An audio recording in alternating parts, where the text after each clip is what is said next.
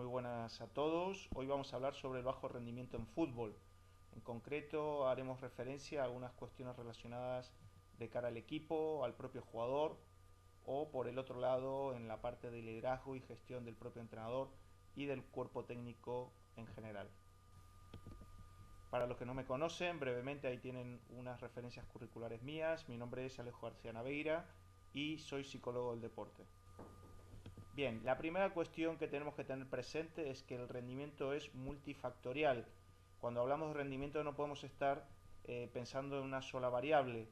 Tampoco podemos psicologizar todas las cuestiones, ¿no? Hay que tener una visión más amplia y comprender la importancia y el papel que cumple cada una de estas variables.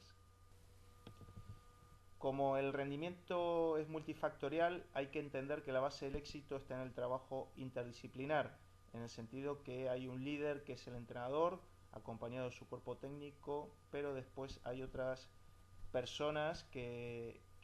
cumplen una labor muy importante y entre todos tienen que formar un equipo de trabajo, entre ellos el psicólogo del deporte, pero bueno, también están los servicios médicos, con los médicos, fisioterapeutas, nutricionistas, el propio preparador físico y por supuesto el protagonismo y responsabilidad del propio jugador. Si nos centramos en las cuestiones puramente psicológicas, en esta diapositiva hago referencia a unas cuestiones relacionadas con el bajo rendimiento. Hay que tener presente que toda cuestión o análisis tienes que partir de un proceso de evaluación e intervención. No es llegar y decir, bueno, esto es por esto o esto es por lo otro, sino que es una evaluación rigurosa desde una perspectiva científica profesional para después, desde ese punto, pues realizar las intervenciones que se estimen oportunas. Pero a modo de ejemplificar algunas variables psicológicas que pueden estar interfiriendo con el rendimiento deportivo, citar algunas como pueden ser estados de ánimos negativos, tanto a nivel individual como ambientes de trabajos negativos que se puedan generar en torno al jugador y al equipo en general, el agotamiento físico y mental e inclusive en algunos casos llegar al síndrome de sobreentrenamiento que puede estar perjudicando con el rendimiento, la presión a veces de jugar de local en algunos equipos es una ventaja, es un argumento a favor, pero en otros se pueden transformar en situaciones estresantes. También otra cuestión importante es la elevada carga mental que puede tener el jugador en un momento dado, ya sea por la situación deportiva en particular que esté viviendo, las cargas de trabajo que estén llevando a cabo en el día a día o inclusive su situación extra deportiva. En relación a este punto, pues también hay que tener presente las distintas causas internas o externas que inquietan al jugador, en el sentido que puede haber unos problemas, algunas situaciones personales no resueltas que pueden de alguna forma estar perjudicando tanto anímicamente como a nivel de ansiedad y estrés en relación a su bienestar en general, porque es una cuestión que tiene que estar siempre asociada al rendimiento deportivo, y después, pues indudablemente, cuestiones muy concretas dentro de lo que es el ámbito deportivo, del entrenamiento y la propia competición. Otra variable importante es en relación a lo que son las habilidades psicológicas, por falta de entrenamiento en estas cuestiones, en variables clásicas como la ansiedad del estrés, la confianza, la concentración, la motivación y la cohesión. También otra cuestión importante a analizar y tener presente, sobre todo desde el punto de vista que todas estas cuestiones se pueden abordar, se pueden mejorar, se pueden solucionar muchas de ellas, se pueden entrenar y es básico aquí sobre todo lo que es el liderazgo del entrenador, la toma de decisiones, la resolución de conflictos, focalizada como persona representativa el propio entrenador, pues indudablemente dentro de este equipo interdisciplinar pues intervienen otras personas que tienen un papel muy relevante que pueden estar integrando el cuerpo técnico, ya sea segundo entrenador, entrenador de portero, preparador físico y el propio psicólogo del deporte. Y después, indudablemente, dentro de este análisis hay que detectar fortalezas y áreas de mejoras, frenos que están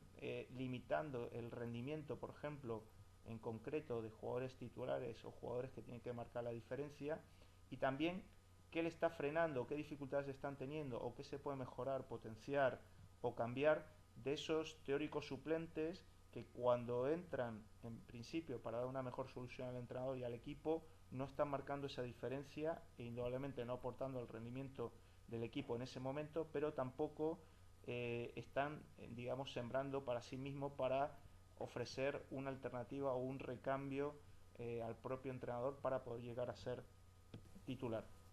Bien, algunas líneas de actuación básica, indudablemente está la parte del entrenamiento psicológico individual. Podemos realizar un entrenamiento psicológico de cara al equipo en particular, y dentro de las diferentes líneas de actuación o estrategias psicológicas que se aplican, desde la perspectiva y la mano del psicólogo del deporte, indudablemente hay toda una parte de programación mental y práctica imaginada, toda la parte, digamos, de neuropsicología y entrenamiento de la lateralidad, cronobiología y cronopsicología para analizar los cronotipos y ver en qué momento del día o en qué momento de la semana es el mejor momento para que el deportista rinda, o por ejemplo se le puede meter una mayor carga de trabajo.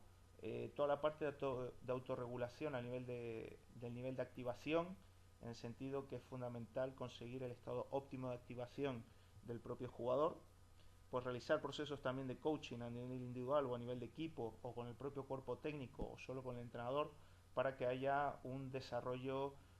a nivel profesional y también un crecimiento a nivel personal. Y por supuesto, fundamental la parte de entrenamiento psicológico integrado, que hacemos referencia a utilizar el propio entrenamiento con unos objetivos psicológicos concretos, con una gestión concreta y organización y planificación de esos objetivos psicológicos que terminan siendo unas tareas concretas en el propio entrenamiento, y también cómo el entrenador lidera y gestiona, digamos, esos entrenamientos. Esta cuestión es doblemente importante porque tiene que haber una adaptación, una transferencia del entrenado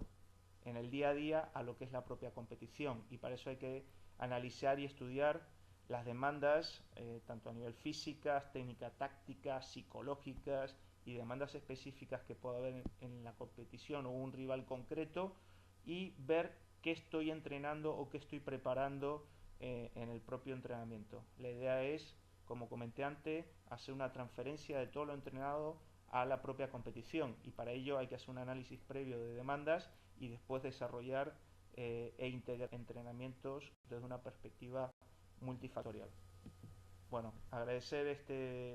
estos casi 8 minutos de diapositiva. Ahí me tenéis localizados, tanto en Twitter como mi mail, en RichardGate, con todos los artículos que he publicado a día de hoy. Y también por Facebook nos pueden seguir en la página de la Asociación Española de Psicología y Coaching Deportivo, que es AEPCODE. Les mando un fuerte abrazo y nos vemos próximamente.